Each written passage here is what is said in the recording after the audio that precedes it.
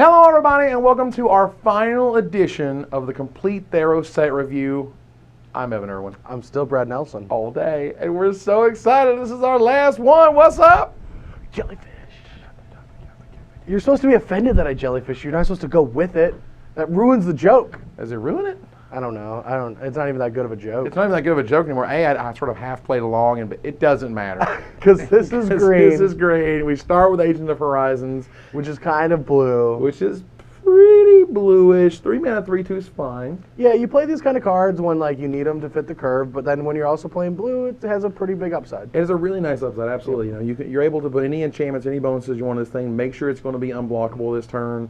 Super sweet. It's not good without that super sweet ability, unfortunately. If you can't activate the middle ability, or the only ability, the blue ability, you kind of have to start asking yourself, do you really need to run this guy? I mean, I've played me some crocodiles with the lifelink crocodile from before when I just need the spell, and sometimes you just need the creature. Right. Sometimes you just want a 3-drop. The only thing that's kind of shocking about him is that he's actually brave enough to touch a spider web. I know it's not a spider web, but it looks like spider web. It looks spider-ish. It's grossish to me because I don't like spiders. Yeah. I really don't like spiders. It's a thing. I'm glad he's touching spiders so I don't have to. What is this? It's fruit, but it's not that, it's so not that low high. hanging. Yeah. I damn near stepped on it. All right. Anthusa, Setessan Hero. This is another intro pack rare. This was the green intro pack rare. Yep. I think this card actually could be fantastic, mainly because it makes 3 dudes whenever you target it with anything. Seriously. But really, I mean, one of the cards that you activate this heroic trigger, another heroic trigger, yeah. It also can let scary stuff. Extra lands. You can use it offensively or defensively, which is pretty sweet. Right. It's a 4/5 for 5, which is pretty big. And yeah, if you have 8 lands and you have a couple quick ways to get the heroic off, it can make a huge army. I have a feeling that they wanted this to be very similar to the Ember Swallower. I don't know, but my intuition tells me this might have been a 4 mana 4/5 at one point with this amazing heroic ability, and they're just like, whoa. It's a little bit too much. A little too much to make 3 guys all by himself. So you could say to yourself, either the heroic ability would get worse or she would get more expensive. And I do think you would rather have her be more expensive and have her heroic ability be really cool and really impacting versus the opposite. Yeah, I think that maybe this was a last minute thing where it was maybe a 4 mana 4/5. But I definitely will stick to my guns, and I want to ask Eric Lauer this later on if all these 4/5s were because of the removal spells that are in standard. I'm very curious. Or the removal spells they're also in the block, or that in it protects from a lot of the -4/-4, the 4 damage red spell that we talked about. It does dodge all that. They can all dodge them, but they can't dodge the boulders. No. It's going to be a trend, I know. All right, Arbor Colossus does dodge the boulders. It sure does. Anyway. 5 mana 6/6. It's a 5 mana 6/6 reach. Doesn't he already look like he can grab a bird out of those trees? Why does he have to get monstrous to do this? He already has reach, so he already can touch them. Why does the monstrosity does it make a bird die of a heart attack? I just geez, that guy is big. I mean, turn 5. As a 5 mana 6/6 with reach, that's pretty good. I mean, in terms of the level of mana and the amount of abilities and power and toughness you're getting out of it, and the monstrosity. So turn 5, you're making the 6/6 reach. Turn 6, you're pumping all your mana into making a monstrous. Killing a big flyer. Killing a huge flyer, having a 9/9, it's going to be kind of difficult to deal with this guy without some sort of destroy target. Yeah, feature. he's really big. And the thing I like about Arbor Colossus is you play him, and it doesn't matter if your opponent has a flyer. They can never play a flyer until they deal with him, because if they just play a flyer, all you're oh, that's what you're going to do with your turn? All right, I figured out what I'm going to do with my turn. Yeah, my turn makes a 9/9 and kills that stupid thing. Thanks. You can just sit out there, and at worst, you got a 6/6 reach guy for 5 mana, which is incredible value. You almost have to be mono green or very close to mono green, or have a lot of fixing so you can ensure you get that triple green. I wouldn't get anywhere near this in a 3-color deck. Well, not a 3-color deck, but I mean, I think you can definitely just do it in any 2-color deck.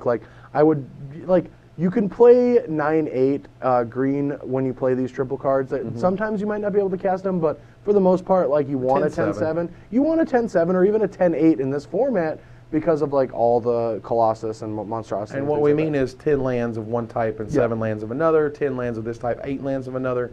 Those ratios are important in terms of ensuring that you will always hit the mana cost that this card is. At the curve that you need it, yeah. Correct. However, if you are in green-red, if you are in green-white, if you are in green whatever, Arbor Colossus is really powerful.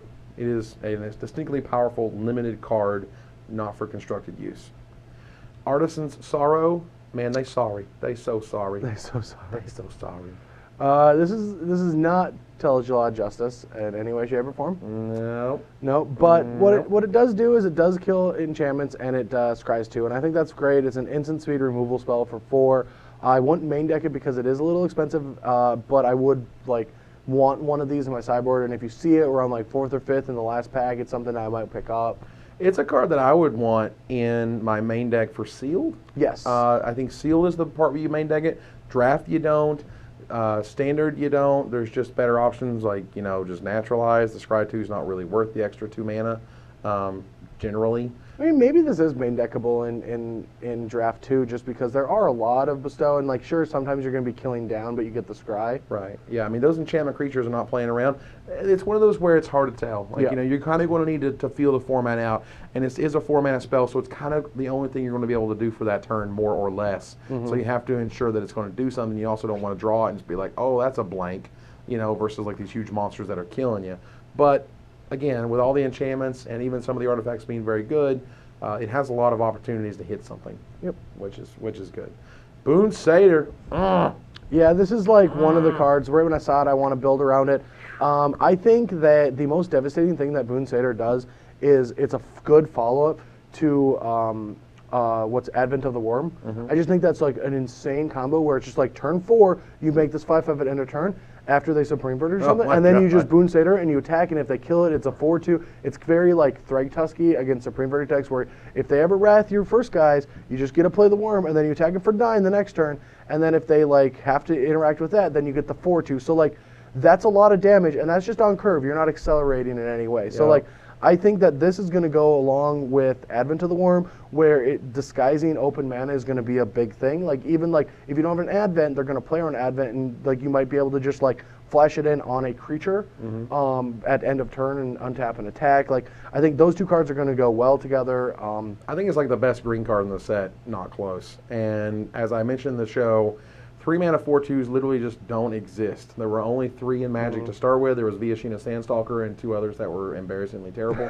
that I don't even remember from other random sets with really terrible drawbacks. And then I mean, there's a lot of 4/2s though, right? Well, no. 3-mana 4/2s. Oh, 3 mana. I apologize. 3-mana 4/2s was the exact criteria. So 3-mana 4/2s were all terrible. 3-mana 4/3s were all bad in their own little way. They all had a bunch of weird drawbacks. And so this card was really pushed. It's really good. I like how Chapin mentioned that it's really good in Evolve decks.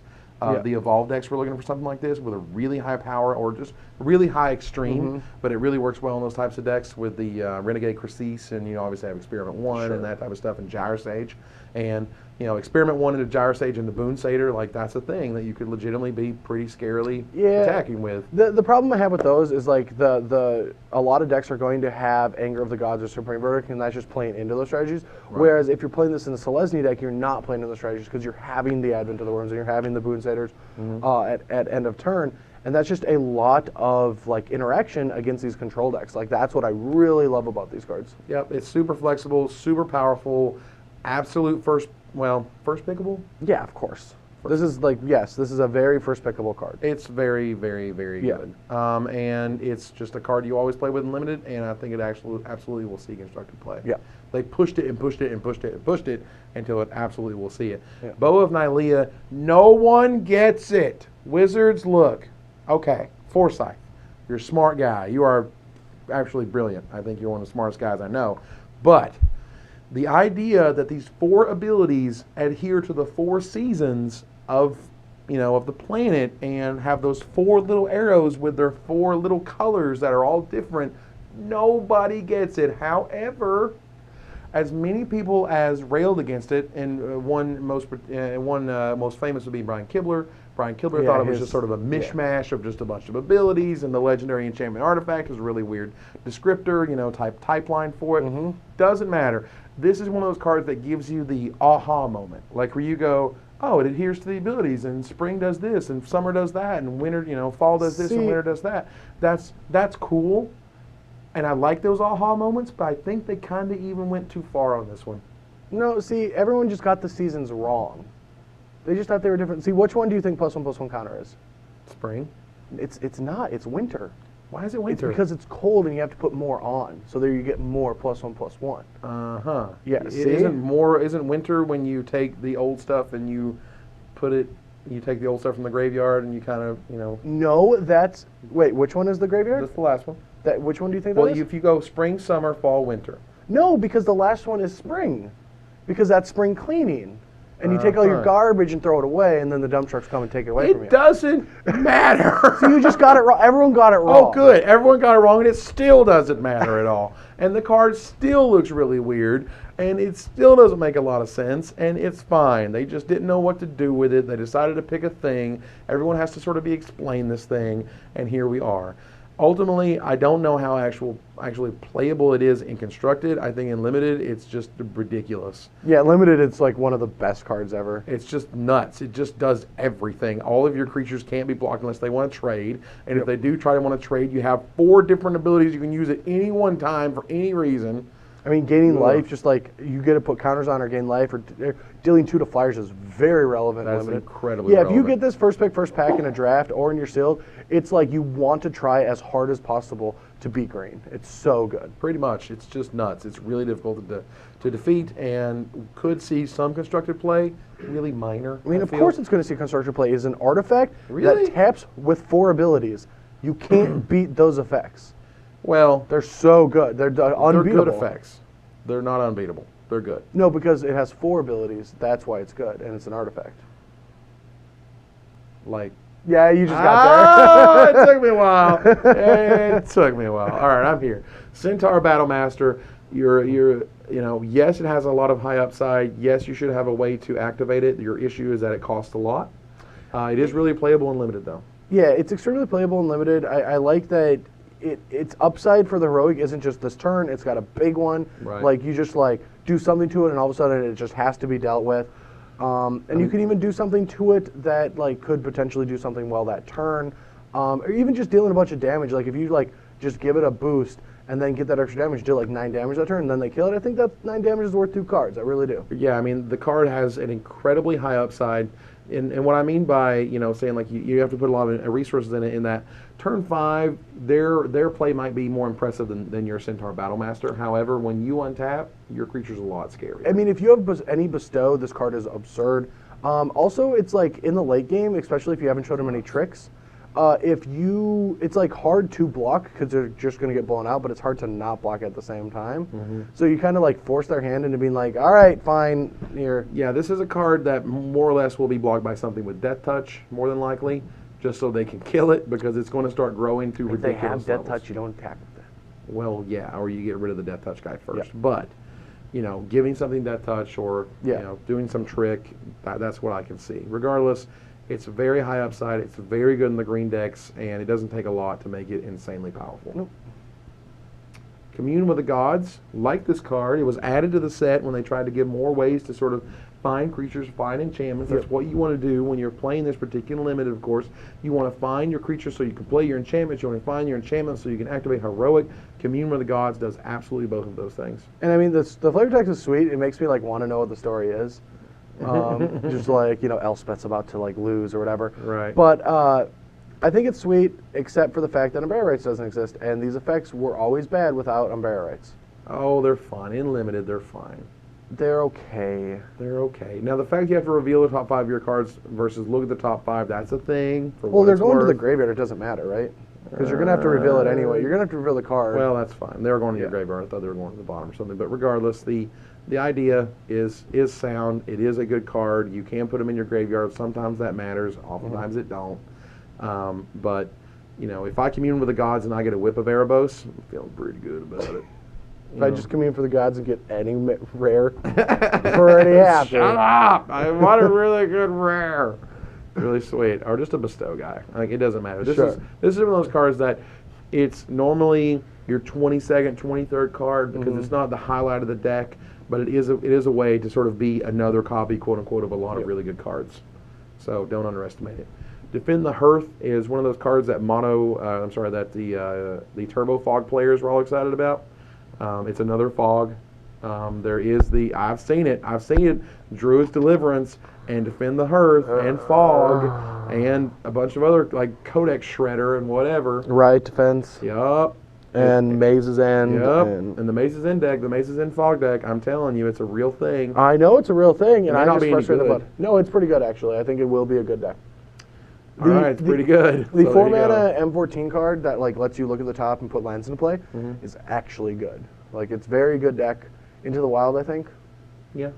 Yeah, I think that deck will see some standard play. I think it's not bad. Wow. Well, and it's cards like these that essentially let you, build those types of decks. And in Limited, these are the types of cards that let you win the game because your opponent normally will Alpha Strike and you'll play this and then you will kill them on the backswing. And you'll also be able to eat a lot of their creatures. Right.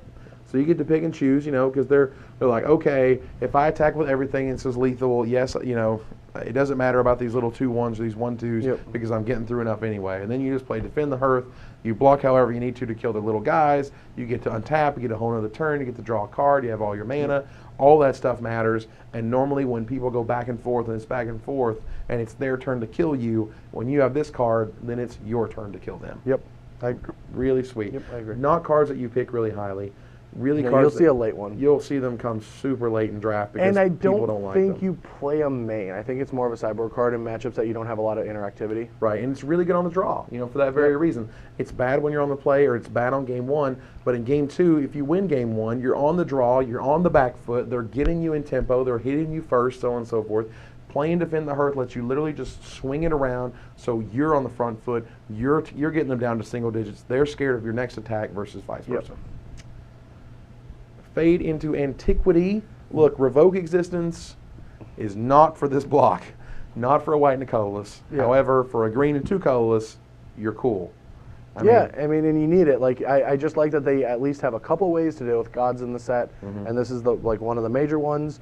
And at the payoff of not being instant and not being able to exile instead of destroy, you don't get the 3 life, and that's but you get exile. And that's fine with me, mainly because this really gives green creature removal. I mean, you got to think about it in that if you are exiling a bestow guy or you're exiling just an enchantment creature, that's a lot of value that green doesn't normally give you.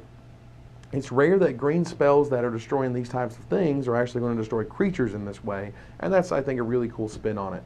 It makes the card a lot better. Yeah, I like it. Than it normally would be. Feral Invocation, surprise! Another very good enchant creature because it is a trick, and so you don't get to draw a card off this, and it doesn't give your creature regeneration. Right. But if you attack and you get to play this on a guy, you're probably killing one of theirs. So therefore, if they kill it, it's a 2 for 2. It's another good spin on giving us enchant creatures that don't just get 2 for 1 right away. Right. They give you value. Activate heroic. Have a sweet kitty cat in the picture. Gotta love it. I mean, it's a lynx, but whatever. It's a cat. It's a kitty cat. It's a cat. It's Nylea's Sacred Lynx. Is that really what it is? That's what it says in the flavor text. Nylea's Sacred Lynx. I was like, wow, you are such a flavor master. Dude! It's the first 3 words. You don't even have to read the entire thing. I'm still a flavor master. No, I'm not a flavor master. Hunt the Hunter, not good enough in Legacy, even if it didn't have the restrictions. I learned this from Twitter because I was like, hey, Twitter, this is a really cool card. This actually looks like a Tarmogoyf killer. It looks like I give my Tarmogoyf +2/+2, and then I kill your Tarmogoyf, right? Right? What? Can't you just, like, Swords to Plowshare it? Yeah. Or can't you just attack, let it block, and then lightning Well, there's no bolt it? Swords to Plowshares in Rug Delver. Yes, there's Bolt. Yes, there's other ways to deal with it, like more Tarmogoyfs, but I get it. I'm just trying to look for something to make this card really interesting because it's a really narrow and weird. You don't really see this hate on hate in that regard very often. Well, I feel like this is there to hit the heroics. Like, that's really what I felt like. Like, because, green fights and green, like, that's the only real way to interact green on green. Right. So you probably just had to fight in some way. But, like, yeah, I don't like, I'm just not a fan of this entire cycle because, these are all uncommons and they're all very specific. They're all very narrow, and I like the fact that it exists. I like the fact that it activates heroic. It is a cool spin. Ultimately, my main problem with it is that if you don't have a creature that they control that's green to fight, you can't play it. You literally can't. I just realized why Nylea's bow was in the air. It wasn't that it was floating. It was that it was just a still shot of the bow in the air of him dropping it. Yeah. See, now I get it. But I don't think that was I don't think that's Nylea's bow. Flavor Master. Yeah, a Flavor Master. That is just gonna be a thing now, like 100%. Yep. I'm gonna like Flavor Master. That is not dying. Karametra's Acolyte, because we need a lot of syllables in our names. 4 mana, 1/4, added mana. This will allow you to get to your monstrous. This will allow you to ramp to your guys. Yep. I actually like this card a lot in terms of like the big mana green-red decks. This allows you to pump out the Arbor Colossus. This allows you to pump out the Ember Swallower and hit its monstrosity really early. Yeah, this is going to be really good and limited. I wanted to push over into Constructed, but I think we need to wait for like our big Crater Hoof cards that we haven't really been spoiled yet. Like we need the rest of the set. I think this card's going to get better as time goes on because we still have Garrick, but we just don't have that Crater Hoof card. Like we just we're missing that big monster. The big fatty. Yep. Right. Which is now seeing Legacy play. Yeah, I mean, when I saw that card, I knew it was going to be good. Card's insane. Yeah. Leaf Crown Dryad. That's a hell of a grizzly bear. I mean, it is a grizzly bear with upside, but I think like the other cycles are all just a little bit better. The other cycles are a little bit better. What I really wanted this to be was a 1 mana 2/2 with bestow of a green and a colorless, and that's all it did. It gave +2/+2 as a a 2 mana enchantment, and it fell off as a 2/2. That was it. That's what I hoped it was going to be. I was like, come on, it can even be a green 2/1 if they really wanted to be. Yeah. And I would be, okay, it gives +2/+1 when you enchant it. Like, basically, make this the cheap one. And this is the cheap one. Yeah. And they're like, no, that's too good. And we need to keep pumping and go up to 2 mana to play and 4 mana to bestow. I feel if this were a rare, it would be way pushed down. It would be 1 green. If bestow would be 1 green and a colorless, and I would be perfectly happy with that. Yeah, it'd be pretty good. Maybe a little too good, yeah. Yeah, it'd be insane. Blah, blah, blah, blah, blah. Fine. In the meantime, play that guy unlimited every time. He's also, great. play this one in Constructed. Interesting. You don't think this card's Constructed playable? I don't know. A lot of people are saying that it's not. You can't push a Hydra, but like I actually think that this is finally a Hydra that will see some Constructed play. Maybe even it's a sideboard play. But I love that it has protection from blue, which is kind of like having protection from white, in my opinion. It's close. There's not a lot of white removal spells for this that aren't also blue, like Azura's Charm and Detention Sphere and things like that. Yeah, my problem is it gets chumped by any of Elspeth's soldiers, any of Heliod's enchantment guys. You think there's going to be a lot more of those than I do? I feel there are going to be. Yeah. The interesting question, I feel, is actually... so Ben Blyweiss wrote the financial review of Theros as it came out. And he said this card was terrible. And he described it as being terrible because he explained that as you go up the chain, this card is smaller than everything else that you can compare it to at that level. If you paid 2 mana for this 1/1, you're behind, a grizzly bear. If you paid 3 mana for a 2/2, you're behind, any other 3 mana 3/3 that there happens to be out there. So on and so forth. He kind of went up the chain. However, on Twitter, Aaron Forsyth was like, "Hey Ben Blyweiss, what would you have costed Banefire at if it were a set number of damage that it did versus being if X is equal to 5 or more, it can be countered." So I think the right way to think of this card is as a Banefire and not as a bad creature. It's basically, how do I kill my blue-white control opponent when they don't have any white blockers, but they have counter spells? Or right after a Supreme Verdict is haste. Like, the reason that I like this card against control, and I think that's where it's going to be, is green is going to have a tough time now dealing with wrath effects. We don't have a lot of regeneration. We don't have an early planeswalker unless you're playing green-red. Right. You can play green-white, but green itself, just looking at the color itself, doesn't have that one card that interacts with them, and this is it. If they have open mana, you can play it and try to kill them because they don't really have the ability to counter it because it can't be countered. If they wrath, you get to play it afterwards. Also, it fights Sphinx's Revelation really well because sometimes a green deck is going to want to, or blue deck, excuse me, is going to want to use that turn, Sphinx's Revving, to go to 3 and then stabilize from there. Right. That happens a lot. Yeah. But they can't do that against this card because not only can they not interact with it in any way at instant speed, but they now can't rev through it either. And they can't block it with Aetherlink and they, link out. Sure. And they can't block it with the Omen Speakers that won't see play. But I do think that this card is going to be a very good card for green decks, maybe even green mana intense decks. Like, it's a great follow-up from, what is it, the other Hydra? What is the big one? Primordial, or the Colonian Hydra? Colonian Hydra, yeah. Yep. It's like a good follow-up to that. It's pretty insane follow-up to that card. Yeah. But, that's one of those, like, well, if you're already winning at that, if you're winning that well, you're going to be winning even more and blah, blah, blah. Yeah, is this going to be a bomb? No, but I think it's going to be a good card against blue-white decks, if there's the needed one. It's going to be a sideboard option when you need it. Again, I didn't feel it was terrible, as Ben was saying, like it's a bulk rare and it's not going to see any play. I just think it's going to see very little play. I agree it's almost sideboard exclusively, but it does what it needs to do. It was designed for a very real purpose. I agree it should, it could always be a 1/1 that gets plus, X +1/+1 counters, and you could put it on the right curve if that makes you feel better, but it doesn't matter. Like, ultimately, it should be killing the blue opponent. I don't think that's fair. I do not think that it should also be a 2/2 for 2, a 3/3 for 3, a 4/4 for 4, a 5/5 for 5. That's not fair. That is too good of a Magic card. Honestly, it's not as good as the other green cards. Like, now there's 4 mana 5/5s in green, and we're just like... Well, but no, but that's because they're set rates. You can't play it. Those it's are not set flexible. rates, yes. Yeah. Right, this is where it's flexible, that's where it's powerful. How good is it in limited? It's very good in limited. It's pretty good. It's very good. Like, you can't look at cards like that. Like the argument of it's not as good as a set card at 2 mana, sure, because you don't want to. That's not what X spells are. Like, I want you to actually tell me the last time you paid 1 mana for an X spell and it wasn't because you were stuck.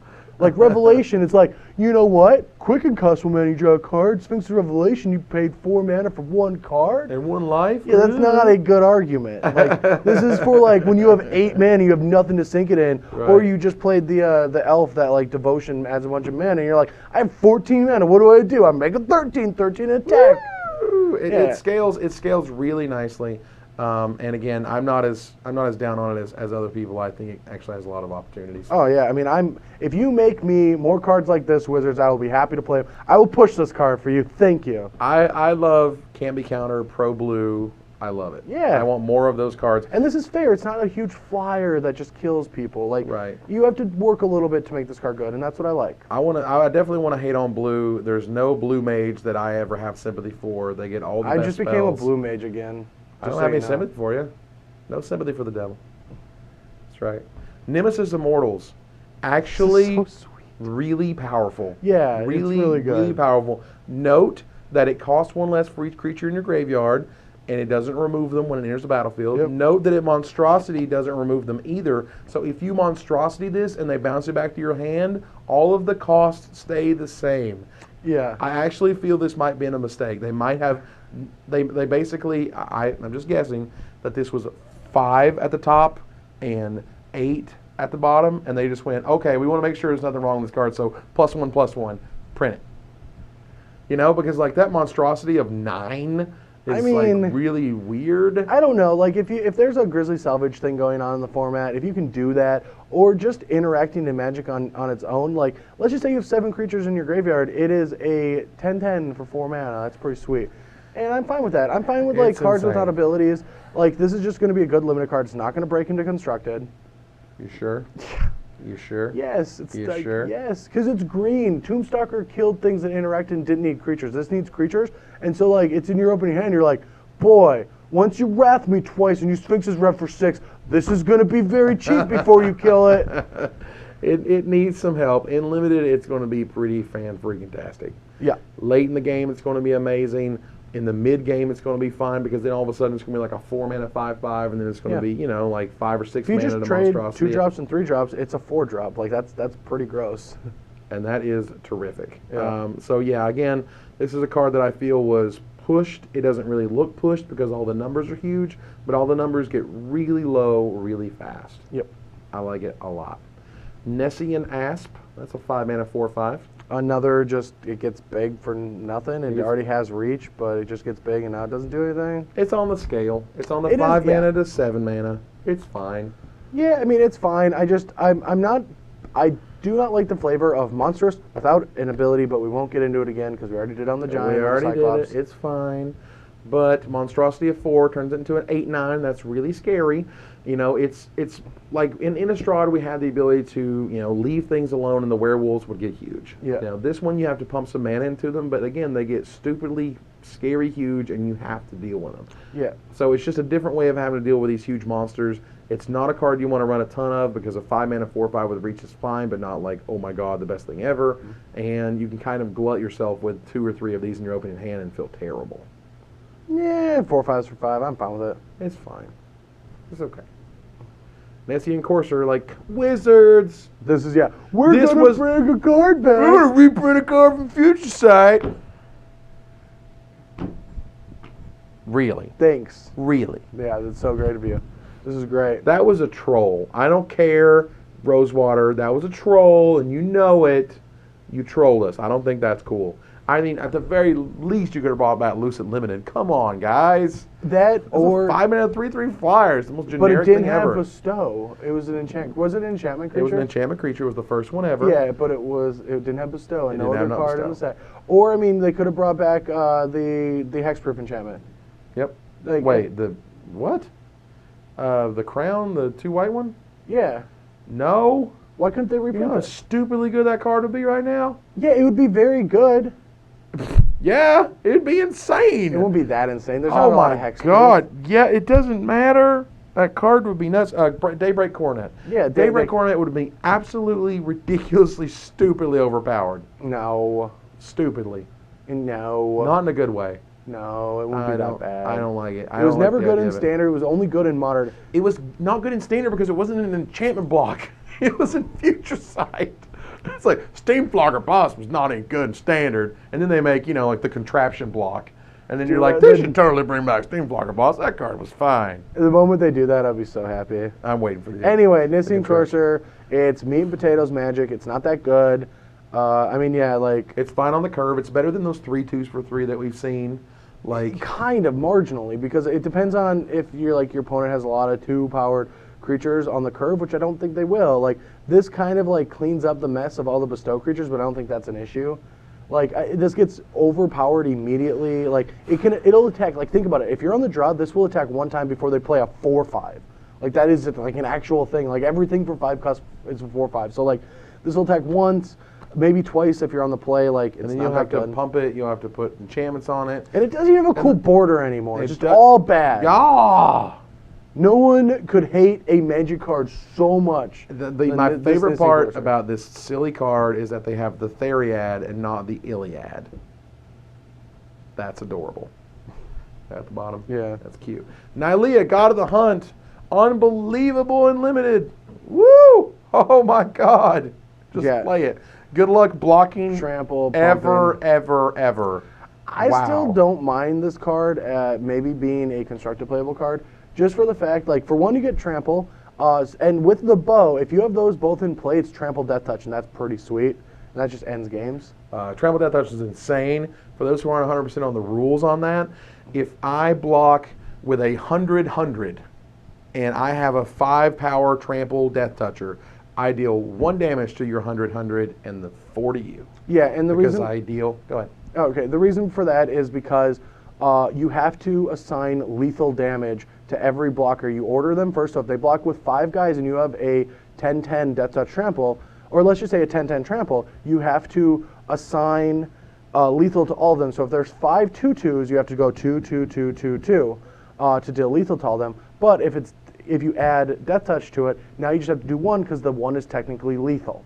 And that's the only thing that Magic cares about, is if you're dealing lethal damage, then you can move on to the next blocker. Because only 1 damage will deal lethal, will kill it, Because as it that's were. Death Touch. And it's just sweet, sweet upside. Regardless, Nylea is cool. She's unbelievable in limited.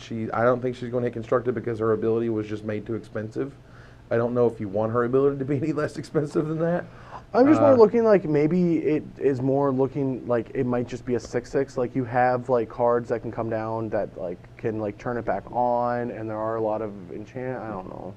I want it to be good. I did too, and one of them has to be the worst, and it kind of sucks that green gets the worst of a cycle, but that's certainly not, that's certainly kind of par for the course, honestly. I mean, if you want to go back to the days where green was crappy and white was crappy, You could tell that green was definitely the crappiest because the Kamigawa dragons. You look at Kamigawa dragons and you're like, oh, Yosei and Kakusho and everything gets tapped. I get your stuff. Kill everything. You lose 5 life. I gain 5 life. And you get counters on your guys that probably don't exist because everything died anyway. Jugan Sadness with another mana in his mana cost, another colored mana. It was a joke. Yeah. And so, yes, some gods have to be worse than others. Yes, Nylea is the worst of them. That's okay. Now her disciple is good. In limited, it's fine. You're going to gain actually probably 4 to 5 life off this thing. I think this is constructive playable in a sideboard against mono red because mono red is so aggressive. Wow. I just wanted to go steam right through you. Really? Going, really? Yeah, I was just going to steam through that. Really? Yeah, because green decks need a way to gain life against red aggressive decks, especially since the red aggressive decks are going to be a little bit weaker than they normally are now. So if only there was a 3 mana guy who gained 3 life when he entered the battlefield.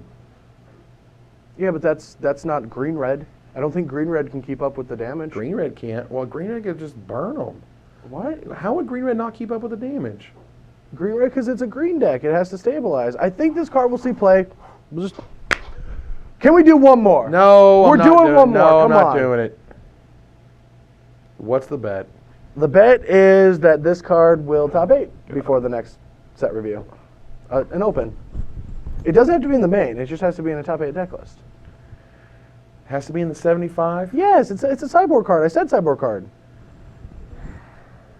At least a 2 of. 2 of or more.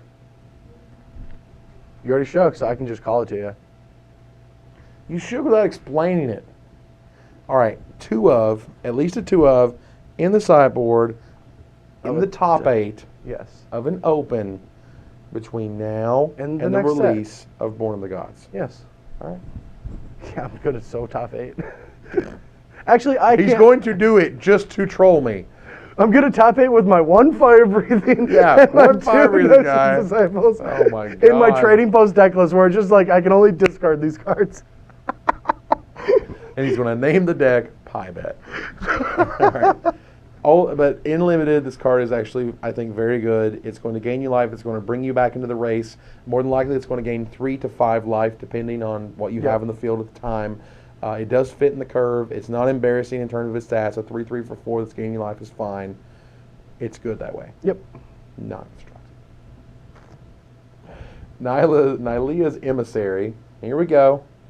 We're back up. Yeah, I mean, we got another 6. Yeah, I mean, we have a 3/3 for 4. That's just not just on curve with all the other ones. But I do love the ability that this bestow gives trample. So it's not an evasion ability. It's not tapping. It's just straight up green, giving trample, getting the beats in. It gives the sweet beats. I think it's what you want to do on turn 6 is make whatever it is you were doing before super sick and scary. Get you. That's what green does. I love it. And it's a cat, which is sweet. What? It's a kitty. I like it. That's the best It's emissary. a sweet art, man. Yeah, it's very. They're all pretty good. The only one nice. the only one I don't like the most is red because there's too much fire around it to get all the sparkliness of it. Yeah, that's true. But it's okay. Nylea's Emissary is very good. Play it in limited. First pick it, pick it early. I don't know about first picking it, but it's really good. Nylea's Presence, they can't give you rampant growth. They can't give you wild growth, which taps it and makes it out of mana. But they can give you all the land types and drawing a card, which means it's not very good. It doesn't accelerate you. It doesn't. I mean, the only thing it can do is fix. Yeah, I mean, it's just like Wizards laughing at us. Like, this is just not playable. It's so bad. It's not very good. I mean, the benefits you're going to get out of this card, I'm trying to. What normally happens is you try to rationalize these types of cards of, well, I've got all these double mana costs. I'm trying to splash for X, Y, and Z. Yeah. I want to put this card in my deck because I want to be able to hit all those things. And then on turn 2, instead of playing guys, you play this. And that Or is on your turn best 3. case scenario. Yeah.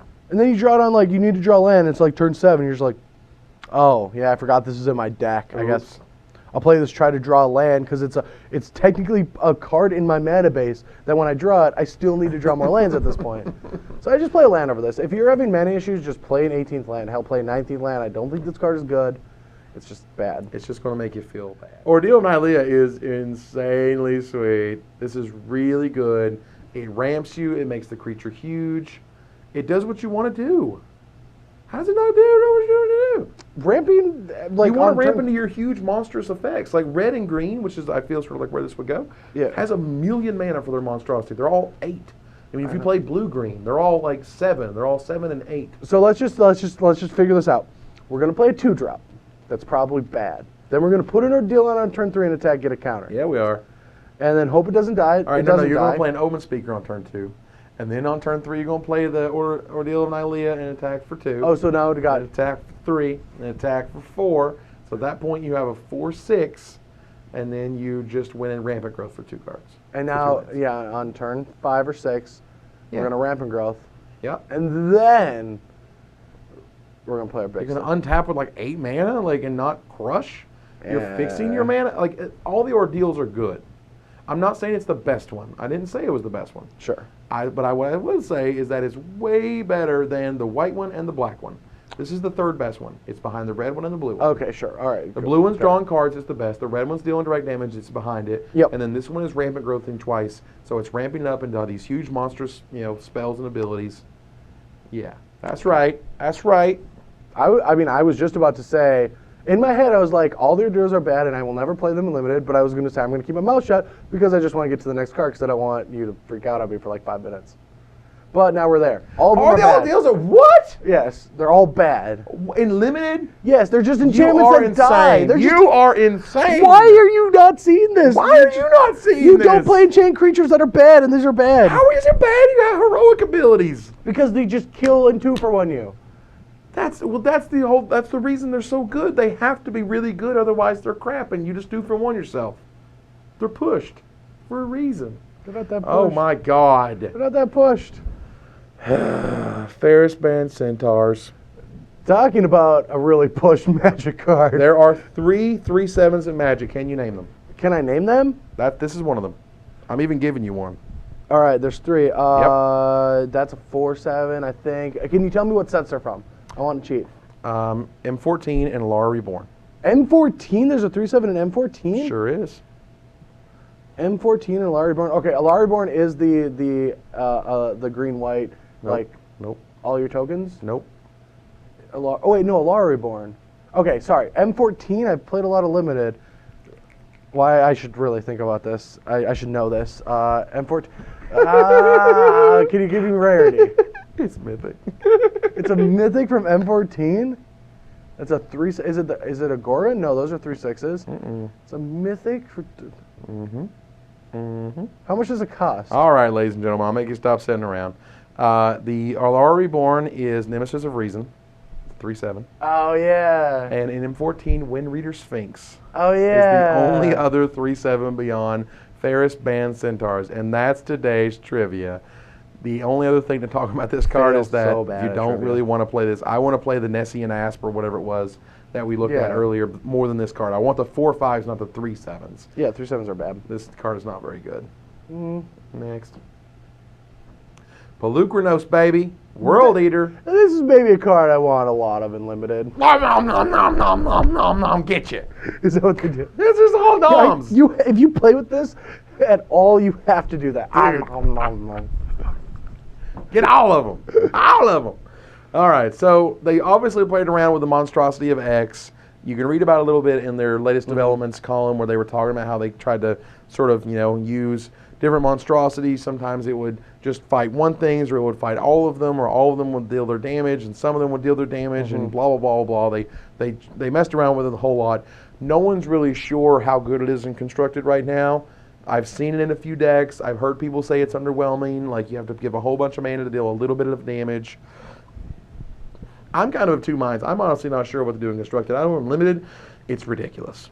I mean, yeah, in limited it's good just because it's 5/5. In standard, if a 5/5 for 4 is good enough, then it's good enough. But we've had the Dead Bridge Goliath and or Dead Bridge whatever. Yeah. And it didn't do anything. It was the same thing. The monstrosity ability, in my opinion, is just not good enough. It's so underwhelming. Well, XX is your problem. Well, yeah. If it were X green, or if it was X green green, or even X green green green, it would be totally different. But the fact that you have to pay X twice is a lot. I don't even mind that. I just don't get why it can't be XX green, or even XX green green, and attach its power to its fighting. I don't get why that. Like, it's a mythic. Why can't it do that? Why can't part of its real life? It's like when, pretty much the way that I see it, because it is a Hydra, it's like you're going to grow a couple heads and only those heads are going to fight and all of them are going to watch. It's like training. And then you're going to have a battle. It's like, we got to watch the young ones. This is like hazing. It's like, yeah, you two have to go up against everyone, and then everyone comes back and it's like, oh yeah, now I get hit it. Yeah, it just like doesn't make much sense. It's like college Hydra. That's where I'm going to go. I'm going to make a story about college Hydra. Ladies and gentlemen, the hazing Hydra. I don't get it, because why can't the rest of it fight?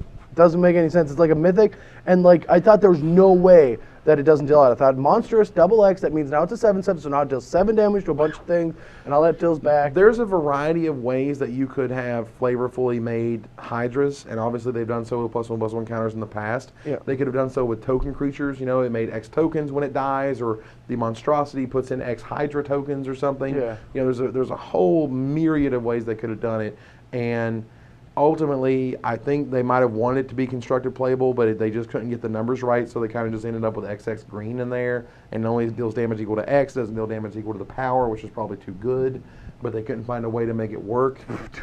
It would have been too good. I do not think the reason it would have been too good. It would not have. I don't think the reason stupid. It doesn't work until the next turn. Right. The only reason I guess you couldn't do that is if you monsters for just green X equals 0. Right. And then you just fight for 5. Mm-hmm. Against like any aggro deck, like, bruh. Yeah, I didn't think about that. It would just wreck them. You know, like that's your problem is that it sort of swings in these really weird directions of it's like it's way too powerful and it's really not enough powerful. You know what they should have tried? They should have tried. They're not powerful enough. They should have tried. It deals. It fights one creature, but their entire team fights back. That could have been a cool, interesting way to look at it. So you could have just spiked off one creature, but that creature, along with everything else, can kill the cool. So like, unless they don't have 5 power in play, then it's going to wipe their board. It just wipes one creature. It doesn't fight everything. It fights one thing, but their board fights back. That would be neat. Again, there's a bunch of ways we could have seen this card made. A bunch of ways they could have sliced and diced it. Yep. Yes, it's unfortunate. It's not like a constructed all-star to end all all-stars, but that's okay. It is an interesting design card. Like I definitely think that this is one that you like. If you want to be a developer, they could have just been like, tell me why. All these different ways you could have designed this card, because it is a really cool card. And if you want to not get a job at Wizards, design Bow of Nylea. What? Bow of Nylea. Like, as a design, is really a mess. Yeah, but, like, redesign it. I think you get a good job. You're like, this is why you do it. Well, if you give them context and give them the world and tell them, you know what I mean? Like, this is the, if someone's just submitted cards, you know, and said, like, I want to be a designer at Wizards, and here's a green artifact that, you know, gives everybody Death Touch when they're attacking, and taps for 4 different abilities, that makes no sense. And they're like, get the hell out of here. Then how did they print it? I think it's a genius. I bet we're going to find out how did they print it? Because the guy in charge made it. How else do cards like that happen? I'm pretty sure that we're going to see it doing some awesome things, and we'll discover some awesome stuff. That's hilarious. Reverend Hunter is neat. I don't think this is going near constructed. I heard some people saying it was. I am doubtful. There's just too much removal, too many answers, too many Azorius charms, too many Death Touch, just the whole thing. Yeah, there's too much removal for your creatures. Honest to God, it's a trigger too. Like it enters the battlefield as a 1/1, and then the trigger goes on the stack. It itself is a devotion. It's a 2/2. When it enters as a 1/1, but it alone would be a 2/2. It enters as a 1/1 trigger, and then the trigger resolves and it gets all of its counters, and that's fine. It's just that gives another window for your opponent to have literally anything to kill it with. You know what I mean? Like if it entered the battlefield with +1/+1 counters equal to your devotion to green, you know, that's different because that's timing differences, and tournament players care about timing differences. But I agree, but I do think that if like mono green is a thing, which I do believe because how the mana works, like the mono green deck actually doesn't look bad. If you just go like the 3/3 for double green into this, it's a 4/4. It is very much like a Lockstone Smiter. Sure, I mean, again, you know, you had to do a lot of work and you had to have other creatures into play for the 4/4 versus you just play the Smiter, who not only was a 4/4 for 3, but had an upside on top of it. Sure. You know, the Reverend Hunter is just one of those cards that just doesn't deal well with good old-fashioned Doomblades. I agree. You know, and that's sort of its problem. However, go to Limited, yeah. Card's sick and Limited. It's good. I don't get your argument ever. It's not good against removal, but in Limited, it's awesome.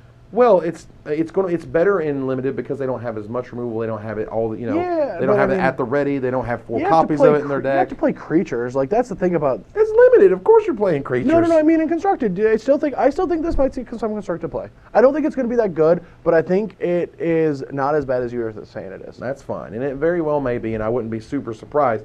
All I'm saying is, for me, the barrier that sort of a vanilla creature, yes, its power fluctuates, is different. You know, like if you play the 2-mana 3/3 guy, and then you play the Revenant Hunter, and I have a Boros Reckoner or something. Yeah. I just kill the 3/3, and then you have a 2/2 because you have an Elvish Mystic or whatever, and then so you have that guy as a 2/2. I have my Boros Reckoner, and now if you sell an your board Elvish looks Mystic, like crap. it is a 3/3. It itself gives itself a counter. Yeah. Okay, so if you have an Elvish Mystic, then it's a 3/3. Oh, well, fair. It's always just there's a better side. The grass is always greener when the green deck. The grass. I hate myself. All right. Satyr Hedonist. This is a neat card. That's a very interesting picture. I don't really know what to say. 2 mana, 2/1. It's making some weird. red mana. Yeah, it's like weird. It's like it's way better ability than Trample. I'll tell you that much. I disagree. There's things that you can do with a 2/1 Trampler, pump spells, enchantments, whatever, that you really can't do with Hedonist. The Hedonist can continue to be chump blocked in ways that the other card can't. And you're really, like, that ability might as well be friggin' blank unless it just wins the game. No, I mean, it can help you, like, make a monstrous ability around turn 4 where you normally couldn't. It's possible. I mean, it helps you with monstrous stuff. It helps you power out things. I like this card, actually, now that I sort of think about it more, in that, you know, early game you want to drop it and you want to attack with it.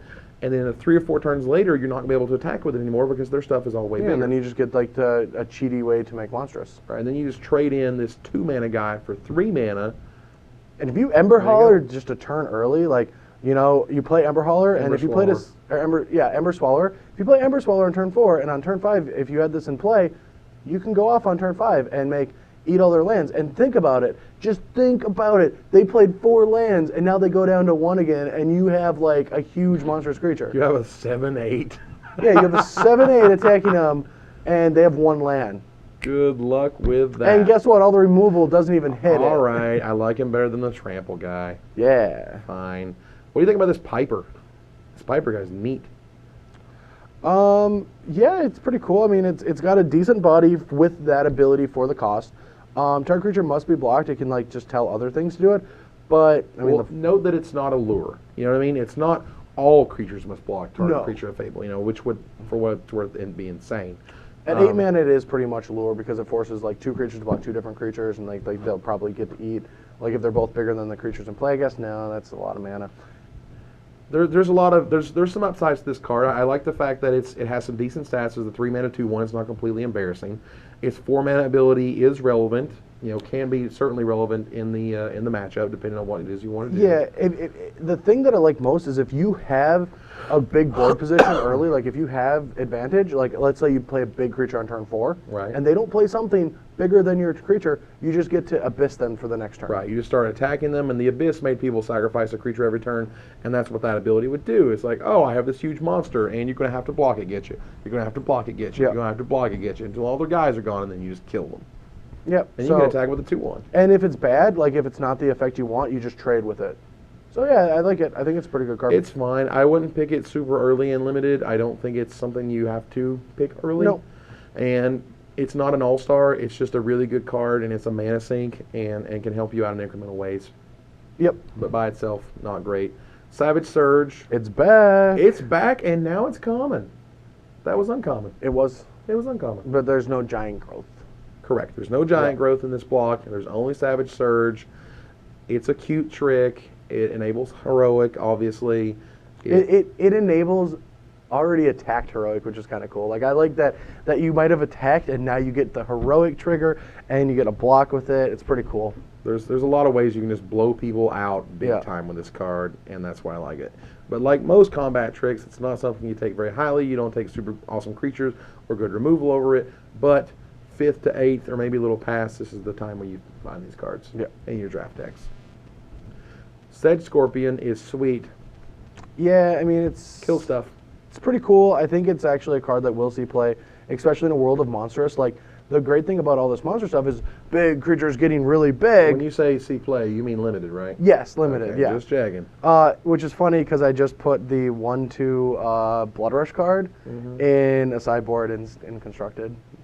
Because I wanted to play Golgari Charm, and Golgari Charm doesn't kill it in trades. And Wow. anyway, Going too deep, buddy. in this world of big monsters, you have to respect the 1/1 Death Touch because you can make a guy really big, but it still gets blocked by the Sedge Scorpion. Right, which, as soon as I saw this card, I was like, wow, like this is the card that needs to exist. It's a card that's going to be super underrated, and it's a card that just deals with all these huge monsters. If Ember Swallower goes to a 7/8, and then with my 1 land left, I play Sedge Scorpion, you cannot attack. Nope. Like, that is awesome. That is a really cool trump. That's why I love these cards. That's why I love Death Touch just in general as an ability. I think it's a really sweet design. This is one of those like really pure developer cards that keep environments interesting because it exists. Super cool. Don't pick it highly, but you should find them in your decks, in draft for sure. They beat scary things. I love this card just because 7 is so random. It's like, it's not just Plummet. We could have done Plummet. Right, Plummet would have been fine. Especially in a world of like this, like, flying too close to the sun and falling and like something in that. It's just like, no, just 7. No, because that's the number. Is there? Wait. Is there something to do with the flavor of 7? Is there 7 like? I don't think so. I love the Pegasus in there. Yeah, it's just like, I mean, that's neat. The wind shredded it right up. Shredded wind. It's not shredded wheat. Shredded wind. And there you it go. might become shredded wheat. Shredded glue. Oh. Yeah, that's right. Shed a tear for the imaginary horse flying thing. Actually, these are actually worlds we travel to, and then we kill all their Pegasus and turn them into glue for our magic cards. Just so you guys know. Wow, we're going too deep, guys. Either way, Shredding Winds is a card that isn't always main deckable. I would main deck it in sealed 100% of the time because you're going to most likely hit a random flyer. You're not going to pick it highly because even while it is removal, it's very conditional removal. You're able to get it late. You're able to almost, I guess, wheel this, particularly because in draft, you're not going to always see a lot of flyers against the other aggressive decks. A lot of times they just have good ground pounders, the green-red decks, whatever. But when you're in sealed, a lot of times you will see these random flyers that you can't deal with, and this is the card you want. And yeah, I'll always play a Plummet effect or the Shredding Wings. Like if I'm playing green in the pre-release or the releases, I'm going to be playing one of these in my main deck because there's just always going to be a flyer that you want to kill. It's always going to be something. Yep. Staunch-hearted warrior. He's so staunchy. He's so staunchy. This card is silly good. I actually think this card is really put in limited. It's really good because one heroic trigger, he's a 4/4, plus whatever the trigger, whatever the spell it was that you did to him, obviously gave him something. So you all of a sudden have a 4/4 for 4 that you have a sweet upside on because you played a spell on him. Yeah, I mean, I don't like him as much as the uncommon version, which is a 3/3 for 5 that gets 3 counters. Right. But he is good, and it is a great effect. Yeah, he's not quite as good as that. I agree. Yeah. But you're also not going to. You're also going to see this guy a lot more than you're going to see the other one. Yes, but it depends on the format. I'm still nervous about this guy. I don't really want to build around him. Maybe I do. He's pretty cool, actually. I don't know. Maybe. I mean, he's good. I mean, he's not. It's one of those where you don't want to run too many 4-mana 2/2s. But if you got a 4-mana 2/2 that becomes a 4/4 and then becomes a 6/6, once as long as he can live essentially one extra turn, and you have anything that targets him, that's really good. Yeah, that's really scary. It's pretty good. I like him. Not a super early pick because of the 4-mana 2/2 stats. Yeah, I mean, I think I'm my gut says 6 to 8. Yeah, kind of late in the pack, not so early. This card. This is the redeeming fact that they gave us a multicolored set, and then they took away Farseek and all the other fixing, and then they're like, all right, we'll give you something, and that's fair. I think this card is very good. It's much better than Vine Trellis. This is Farseek. More or less. Yes. This is their ability to give you Farseek in a way that they're comfortable with. In that it's a creature, so you have to deal with it. You have to wrath it. You have to kill it. You have to anger the gods. You got to do something with it. But you can't just bolt it. You can't just lightning strike it. You can't just doom blade it. You can't Fire Fist strike it, which is actually relevant too. True, and Fire Fist Striker does get blocked by it, which is great. So, it does block every X2, like Burning Tree Emissary. Like, there's a reason it's an O3 and not an O1 or an O2, and I like that a lot. It is pushed. I think it does earn its rarity. It is a way to sort of take Farseek and make it rare, but whatever. Ultimately, it's a really cool and unique card, and I like the fact that it just exists the way it does. I think it's going to see a ton of play. It's going to make strategies viable, like Jund or Bant, mid-range. Like, these decks are just going to be hinged upon having this in their opening hands. I'm really excited to play with it. And not getting Thoughtseized away. Yes. I actually think that there might be a metagame call later on in the format where Devour Flesh sees more play just to be able to deal with this in like mirror match type things, to like be able to have an edge up on getting the Planeswalkers in play and stuff like that. It's possible. Like this card, this is how you do hexproof correctly. Yes, thank you, Wizards. This is a good hexproof card. It's not like super aggressive. Like it's really a terrific design. I love it a lot. Time to Feed is like so. Like, that art, guys. The art is sweet. Jeez, I don't even know what to say. Whoa. It's actually eating the guy. It's just chowing down on his leg, like, but it's so flavorful. It really is. Like, it's time to feed. I'm paying mana. I'm choosing a creature they control. If it dies, I'm going to gain life, and then I want to target it. Like, it's awesome. It's that line in the middle where they gain the life when it dies this turn. That's the beauty. That's when it sort of comes full circle. It's not just fight. It's fight, and I'm going to get something on top of it, because they know you're going to essentially win. You're going to win the fight, and you're going to eat, Yep, and you're going to gain life because of it. Super flavorful, super crazy picture. I love it. Very playable. Cool. Like I think it's very good and limited. It is extremely good and limited. I think you pick it early, just like you would any other fight spell. It like wins races, which is like really good for it. Like I love that like you could be racing, then like even if you eat like a small creature or just pick a small fight, like you're still gaining that life, and that life is like really important in those races. So I really like the card. Yeah, the card is very good. Pick it early and limited. You will not be disappointed. So your monsters can eat on their humans. Yep. Voyaging Satyr, best late druid of all time. Yeah, this card is awesome.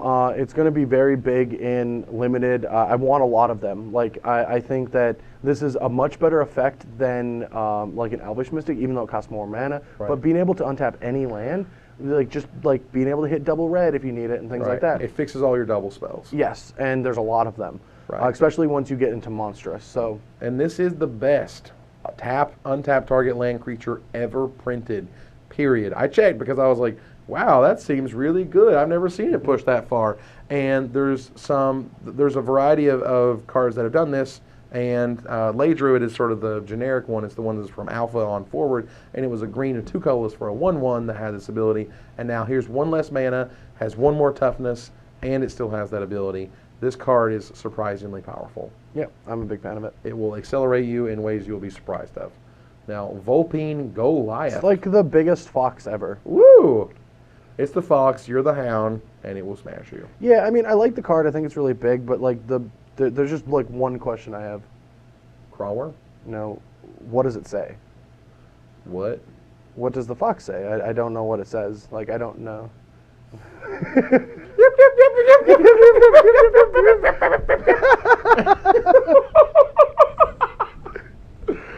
What I will say in magic terms, thank you for that. That was good. Again, look at Crawworm. What happened, right? Alpha, Crawworm, 2 green, 4 colorless, 6/4. There's your creature. Now it's a 6/5, and not only is it a 6/5, it has trample too. This card is actually pretty pushed in terms of, what we can expect these days. But honestly, we're so spoiled with creatures. Yeah. They have to be bigger. They have to be better, or they're just going to get made fun of, forgotten, or never played. And this is not a card that exists to make other cards look good. It's not a bad card. It's a fine card that you're actually probably going to be smashing with quite a bit. Yeah, I'd be helping right now, but I'm just holding it in. I just like.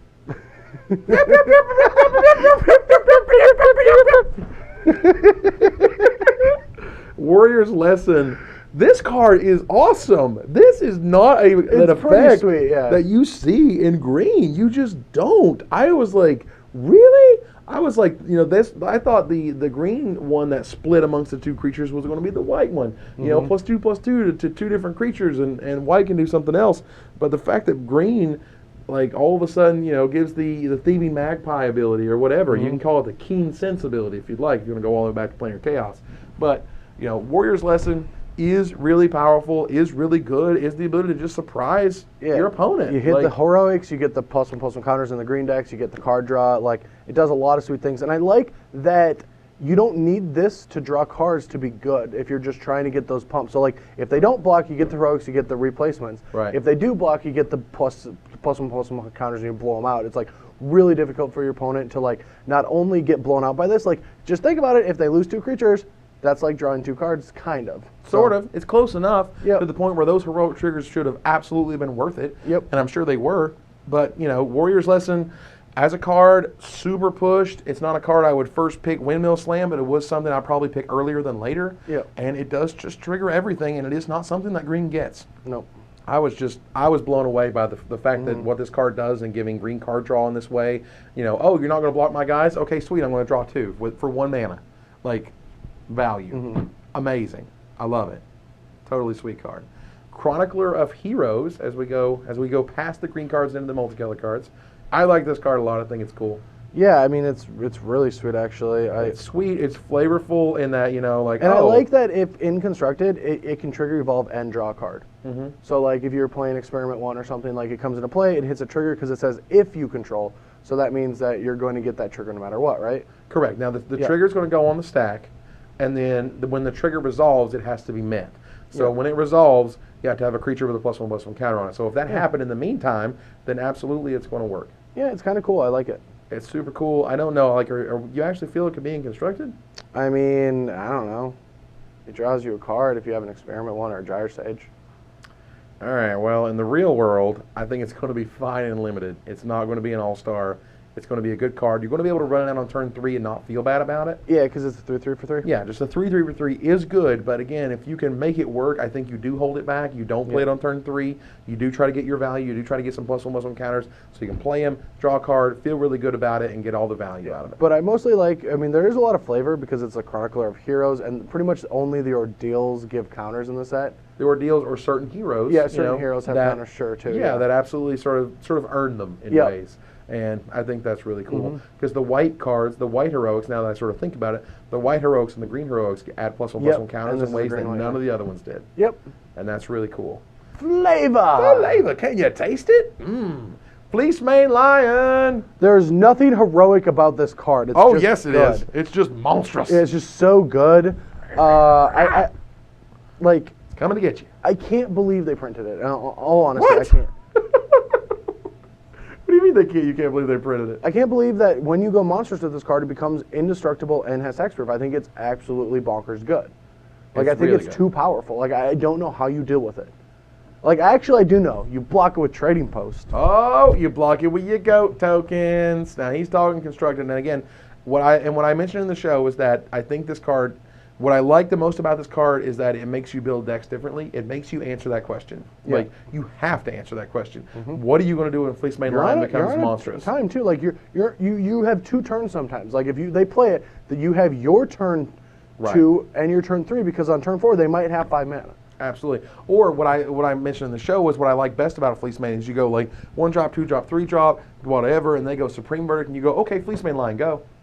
And they're like, I got 1 turn. Yeah. You got 1 turn to answer it. You got 1 turn to Wrath it again, to Detention Sphere it, or do whatever, or otherwise you have to deal with it forever. The situation that I really liked the most if you have a green-white deck is if you go, like, if you're on the play and you go Fleece Mane Lion, and they go whatever, it doesn't matter. They're just going to go draw, go. And you play a 3-drop. On turn 4, you can just say go, even if you don't have Advent of the Worm, because your opponent is stuck in the situation. They're like, well, if he has Advent of the Worm and I Supreme Verdict now, then he just goes to Advent of the Worm. But I kind of have to, because if he doesn't, then he gets to just monstrous his Fleece Mane Lion next turn. So you put your opponent in this really bad situation already. So, like, a deck with Boon Satyr, Fleece Mane Lion, and Advent of the Worm is going to be surprisingly effective against blue-white control decks. Like, as long as it's built in a way that all these cards are getting utilized in the correct way, like, you're putting them to a lot of tests without actually putting them to a lot of tests. You know what I mean? Like you're Right. just curving out naturally, and it's really screwing up their turns. It's awesome. Yeah. I love it. I No, love do. it that it takes the blue Also, control I mean, I decks didn't and it even just like puts it just. I gives forgot it to them. add in Voice of Resurgence. Woo! Forgot to just say that one. Yeah, it's like Loxodon Smiter can't be countered. Fleece Mire has this hexproof ability. You have Voice of Resurgence that screws up their cards on your turn. You have Boon Satyr that does the same thing. And you have this amazing Advent of the Worm that's just this flash card that comes out around Supreme Verdict. Like, that is the way that I want to build my green-white decks. And then after Sideboard, you have like unflinching cards for aggro decks. I don't know, green-white is insane. I love it. I How love much it. I are love these it. like on this site? I don't want to buy them. I now. just say go buy all the Policeman Lions. That'd be great. I think it is absolutely terrific. I love this card. I love what it does to deck building. I love what it does to constructed. I love how it gives green-white a real just ability to punch blue control decks in the face. Yep. They present them with an incredible challenge that they have to then answer, like bestowing Boon Satyr on Fleecemane Lion after it's been monstrous is nuts. Woo! Oh, the vapors. The vapors.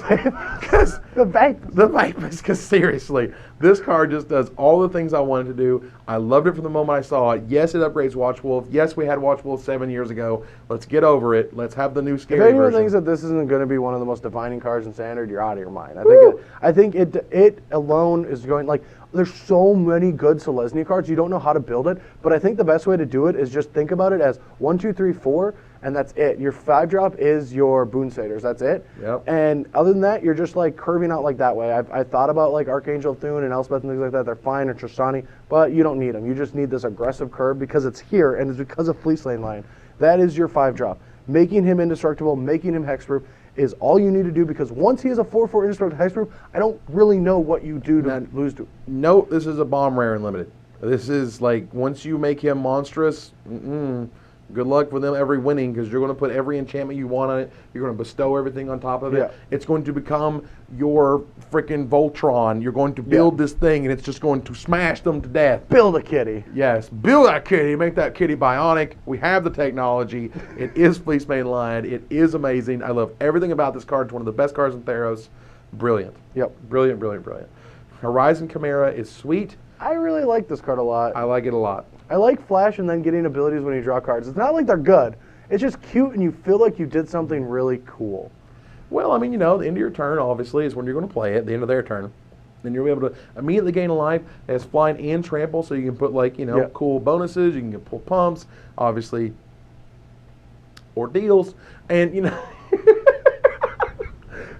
can do things to I this love card. how just saying the word ordeal or getting to ordeal cards is getting, like, progressively more difficult for us. It's like, ordeals. this is our 5th counter, actually, on the set reviews are ordeals. my And by the God. time we get through the 5th one, you know what we get?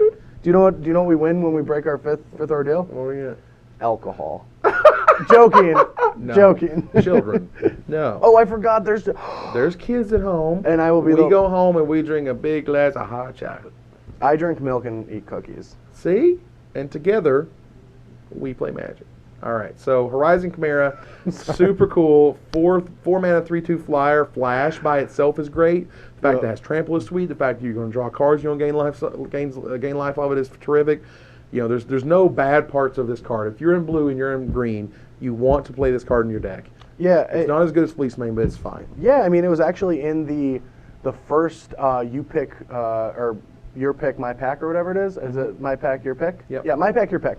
And I saw it, and I think I take this card out of that first one. So like, Wow. Yeah, I mean, I know it's 2 colors, and that's kind of like not where you want to start. But I think it's the best card. It's a flash flyer. I mean, it has trample, or putting the enchantments on it are really good, and it has the upside of giving you that life boost. So Right. This is just not a card that you should ever be playing unless they're attacking you and you're about to die and you can trade. Yeah. Or it's the end of their turn and you want to get in for as much damage as next, possible. it's my favorite card. Next.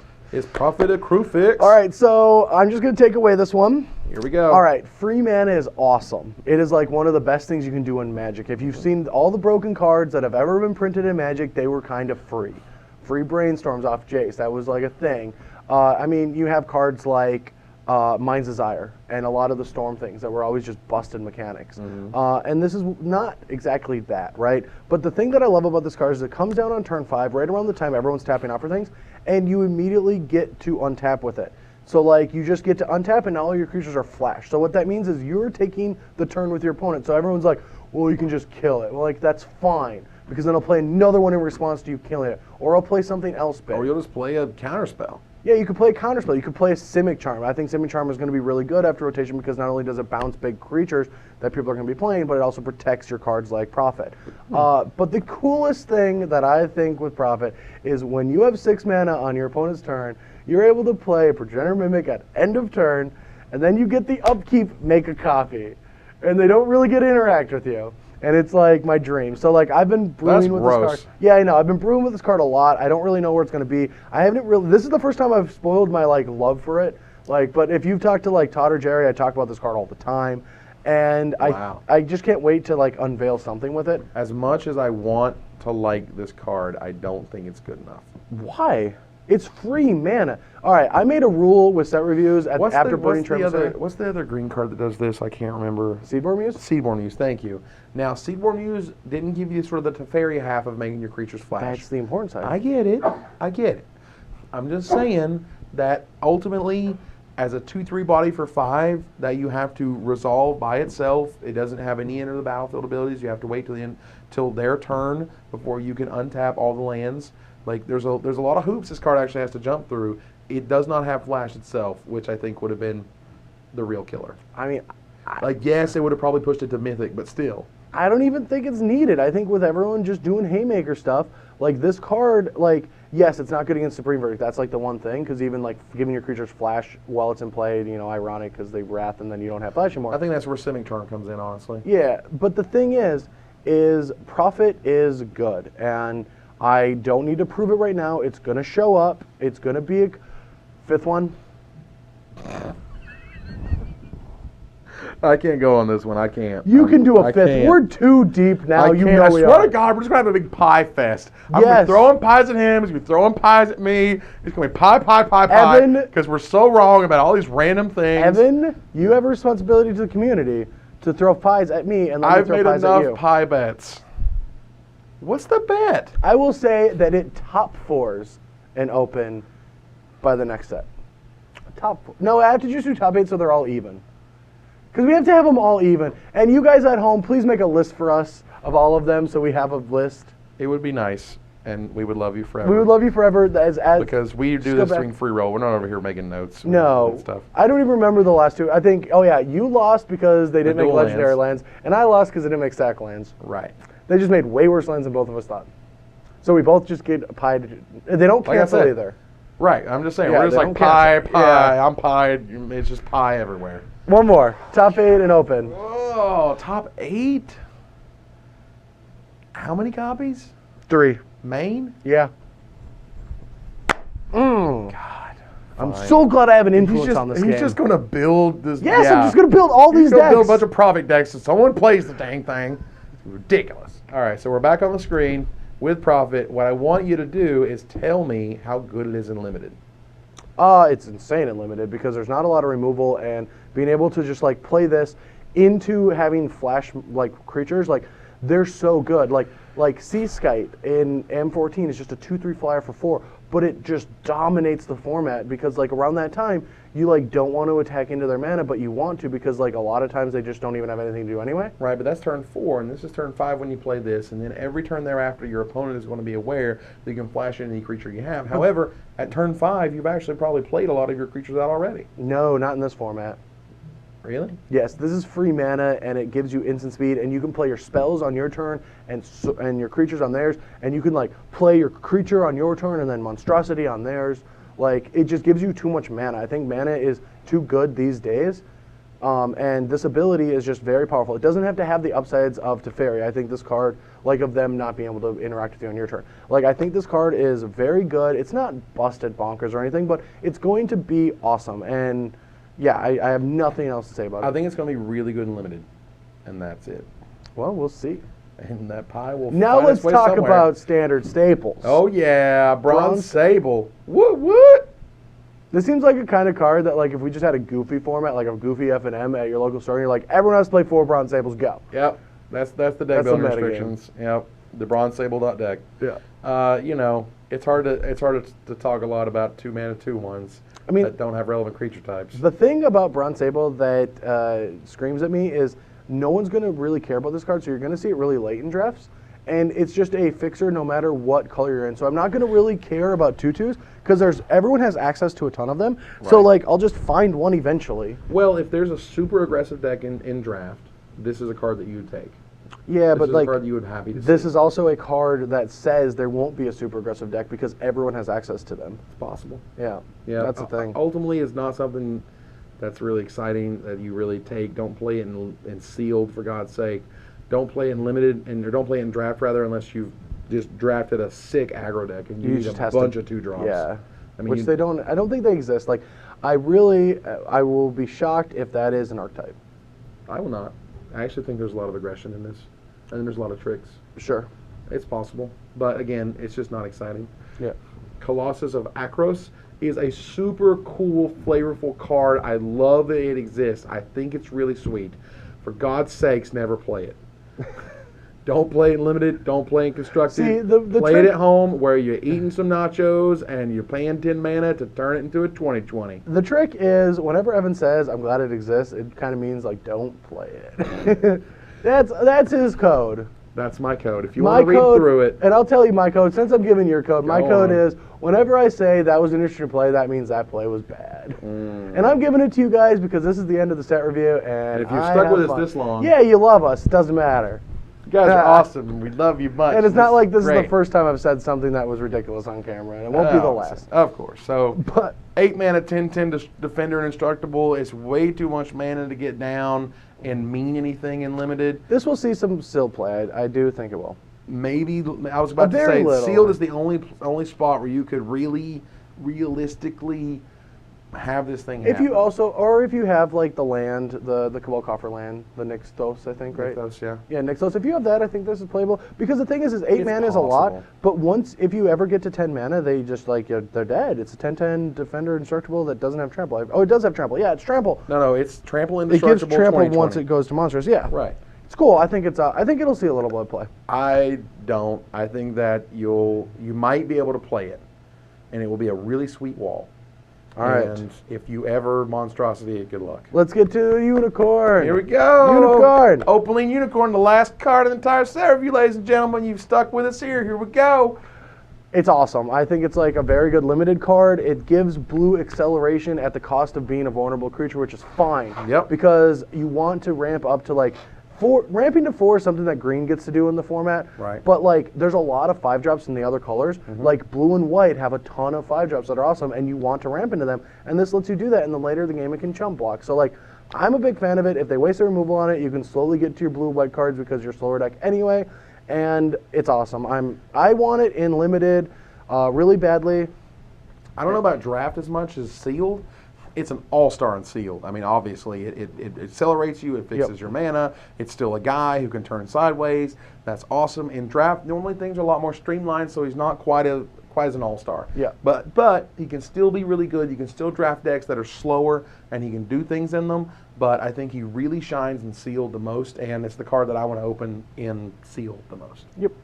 So. Anyway, that was our last card. Oh my God! We got through the entire thing. Woo! We talked about I think I only card and Theros. And we only made what, 5 pie bets this time? They're just getting out of control. Oh my God, they're getting There's 5 pie bets. There's going to be pies on pies and pies, and then we're both wrong, and then pie, and it's going to be crazy. It's going to be so good. Let's make a new rule too. There's 5 pie bets, and we had 2 before. But out of these 5, whoever wins the most doesn't have to pay for all the pies. I had to buy all the pies last time. It was worth it. Or we can just stick to you pay for the pie you use. I think you need to pay for the pie that you get to throw in all the right, face. I think that's fair. That's fair. You throw something in somebody's face, you can pay for it, for God's sake. All right. Anyway. If I had to pay for a pie that goes in my face, man, all the dignity just down the drain. Yeah. All right, guys. So thank you guys very much for watching. We've been doing this for a while now. We get infinite love from these videos. We love you guys watching it. We totally appreciate it. We'll be back here next year for Born of the Gods. I'm excited. There'll be bets that we're doing a set on me? What? I didn't know we're doing a set about me. This guy. All right, sweet. So, for Evan Irwin. Brad Nelson. Tapping the cards. So you don't have to, but you probably should start doing it. You should, because it's weird. I don't have a lot of time in the day. Yeah, he won't be here forever. I can't do this all the time.